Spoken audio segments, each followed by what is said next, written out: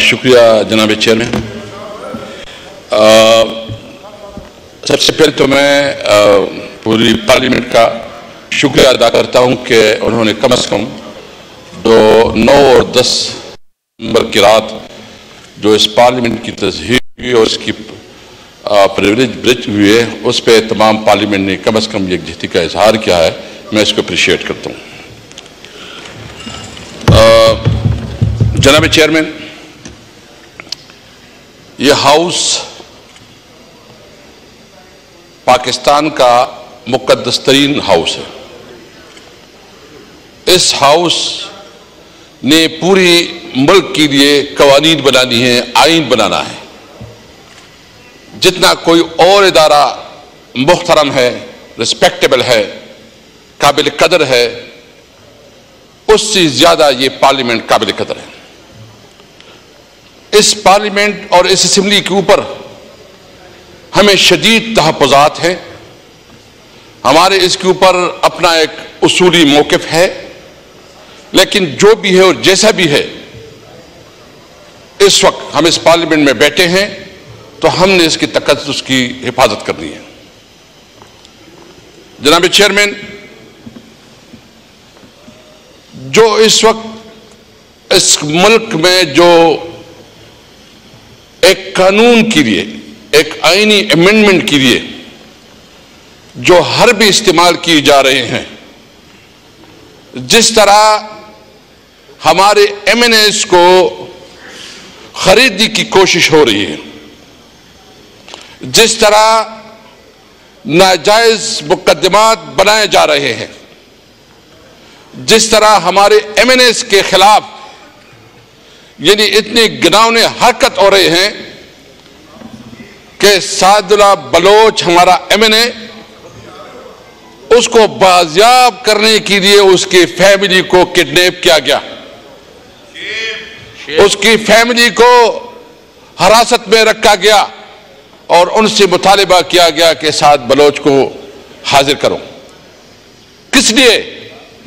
اس لیے کہ جو امینڈمنٹس آ رہے ہیں ان میں ان کو ووٹ چاہیے. جناب چیئرمین، میں پوچھنا چاہتا ہوں، کیا یہ قانون سازی اس طرح سے ہوگی؟ کیا یہ قانون سازی کوئی مانے گا؟ اور یہ قانون، اگر کوئی قانونی امینڈمنٹ آتا ہے اور زور اور جبر سے، تشدد سے، زور اور زر سے، تو اس قانون کی کیا حیثیت ہوگی؟ میں سب سے پہلے چیف جسٹس صاحب سے، ہمارے ایک محترم ادارہ ہے اور محترم سینئر پوزیشن پہ ہے، کیا وہ اس قسم کی قانون سازی جو جبر اور ظلم کی بنیاد پہ ہو، اس قسم قانون سازی کے بعد وہ اپنے ایکسٹینشن کے لیے تیار ہوں گے؟ کیا ان کے پاس جو اس وقت جو کچھ ہو رہا ہے وہ اس کی نظر سے نہیں گزر رہا؟ کیا اس ادارے کی عزت و تکریم اس وقت چیف جسٹس کے ہاتھ میں ہے کہ اگر وہ آج اعلان کرے کہ اگر اس قسم کی کوئی قانون سازی ہوتی ہے اور مجھے اس میں فائدہ ہوتا ہے، میں اس فائدے لینے سے انکار کرتا ہوں، تو ہم سمجھیں گے کہ چیف جسٹس نے بڑا فن دکھایا. اگر نہیں تو اس کا مطلب یہ ہے کہ اس طریقے سے اگر وہ قانون سازی کر کے ایک پوزیشن پہ، ایک عہدے پہ وہ براجمع ہوتا ہے تو یہ تاریخ کا بدترین فیصلہ ہوگا اور تاریخ کا بدترین جو ہے ڈیسیجن ہوگا. ہم مذمت کرتے ہیں اس وقت جو کچھ ہو رہا ہے، اور صرف یہ نہیں، یعنی میں دیکھیں ہمارے خلاف جو ہے نا، چیئرمین سے میں ایک اور انٹرسٹڈ بات بتاؤں، مجھے ڈرائیونگ نہیں آتی، میں نے کبھی ڈرائیونگ نہیں کی ہے. میرے اوپر جو پرچہ کاٹا ہے، میں نے، آپ کو پتا ہے کہ میں نے کبھی ڈرائیونگ نہیں کی، میرے خلاف جو پرچہ کاٹا گیا ہے اس میں یہ کہ میں گاڑی چلا رہا تھا اور میرے ساتھ شاید کھٹک تھا اور میں نے پولیس والوں کے اوپر چڑھایا. اگر میرے پاس کوئی لائسنس ہے تو بتاؤ، دکھاؤ کہ وہ کدھر ہے. میں نے کبھی زندگی میں ڈرائیونگ نہیں کی ہے، نہ مجھے ڈرائیونگ کی وہ سمجھے. اور دوسری بات، اسی دن میں پہنچ ہی نہیں سکا. میں تقریباً جو بہت کنجیشن تھی، بہت جس طرح جو روڈ پہ، یعنی میرے کہنے کے بعد جو کرنا چاہے کرے، مجھے اس کی پرواہ نہیں ہے۔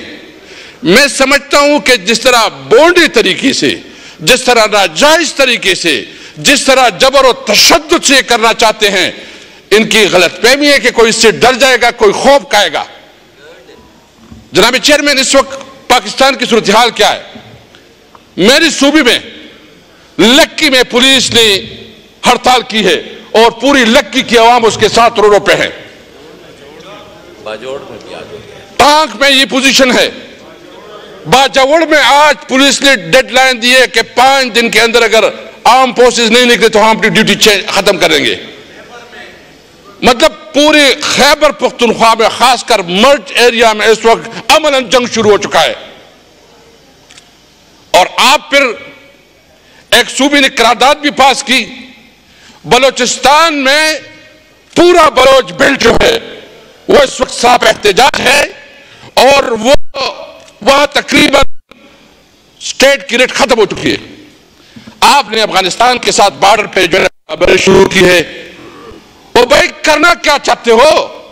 ملک میں تم تمام اداروں کو تباہ کر دیا، کسی ادارے کی رسپیکٹ، کسی ادارے کا احترام نہیں رہا، اور تم سمجھتے ہو کہ تم سب سے زیادہ عزت والے ہو، تم سب سے زیادہ۔ دیکھیں عزت جو ہے نا قانون اور آئین میں ہے، قانون اور آئین میں جس کا جو احترام ہے، جو پوزیشن ہے، اس کو عزت ملتی ہے۔ میں مطالبہ کرتا ہوں ان تمام اداروں سے کہ اپنا حدود، اپنا قیود آئین کے اندر محدود کرو۔ اگر آئین کے اندر آپ باہر جاؤ گے تو خدا نہ خواستہ وفاق کے لیے بہت بڑا خطرہ ہے۔ جناب چیئرمین، اس وقت تقاضا کرتا ہے، جناب اسپیکر نے ایک کمیٹی بھی بنائی اور ہمیں رپورٹ آئی کہ کچھ آفیسر کو جو ہے نا وہ سسپینڈ کیا، لیکن وہ بھی مجھے ابھی اندازہ ہو گیا کہ وہ لوگ کوئی سسپینڈ نہیں ہوئے ہیں، کیونکہ ابھی مجھے رپورٹ آ رہی ہے کہ وہ ادھر آگے پیچھے گھوم پھر رہے ہیں، آگے پیچھے گھوم پھر رہے ہیں۔ اس سے نہیں ہوگا، اس سے نہیں ہوگا۔ امناً میں سمجھتا ہوں کہ یہ انکوائری، سیکرٹری صاحب تو بیٹھے ہیں، اسپیکر چیئرمین سے میں کہتا ہوں کہ یہ انکوائری جو ہے نا، یہ آپ ان سے نہ کروائیں ایڈیشنل سیکرٹری سے۔ ایڈیشنل سیکرٹری کو ایک ٹیلیفون کی مار ہے، مجھے پتہ نہیں ہے کہ اس کی کیا پوزیشن ہو، کیا حیثیت ہے۔ میں بھی چاہتا ہوں مادر سب کے لیے ریسپیکٹیبل ہے، لیکن ایک ٹیلیفون آ جائے گا۔ اس کے لیے ایک تو آپ نے بڑی کمیٹی بنائی ہے اس انکوائری کے لیے۔ اگر یہ والی انکوائری اس کی ٹی او آر میں شامل ہے تو ٹھیک ہے، اگر اس کی ٹی او آر میں شامل نہیں ہے تو اس کے لیے ایک آل پارٹی کمیٹی بنائی جائے تاکہ اس کی صحیح معنوں میں تحقیق ہو اور جائزہ لیا جائے کہ کیسا ہوا ہے۔ مجھے بہت افسوس ہے، اور یقین جانیں مجھے یہ، چونکہ میں اس اسمبلی میں میری دوسری ٹرم ہے، پہلی ٹرم میں جو ہے نا ایز اے اسپیکر یہاں سر انجام میں نے ڈیوٹی دی ہے۔ دوسری یہ کہ خواجہ آصف صاحب نے اس دن بتائی، کل میں چونکہ پشاور ہائی کورٹ میں تھا، میں نے اس کی تقریر سنی ہے کہ ہمارے پروڈکشن آرڈر جاری نہیں ہوتے تھے۔ میں نے کل سیکرٹری صاحب آپ کو ایک ریکویسٹ دی ہے، اس کی ڈیٹیل مجھے دے دیں۔ میں نے کبھی کسی کی پروڈکشن آرڈر ریفیوز نہیں کیے۔ خواجہ آصف صاحب کی پروڈکشن آرڈر ایشو ہوئے ہیں، اعتزاز حسن کی پروڈکشن آرڈر ایشو ہوئے ہیں، سعد رفیق کی پروڈکشن آرڈر ایشو ہوئے ہیں، اور جو اس وقت پرائم منسٹر ہے ان سے پوچھے کتنے پروڈکشن آرڈر ہوئے اور کتنی لمبی لمبی تقریریں کرتے تھے۔ یعنی یہ تو تاریخ کا حصہ ہے۔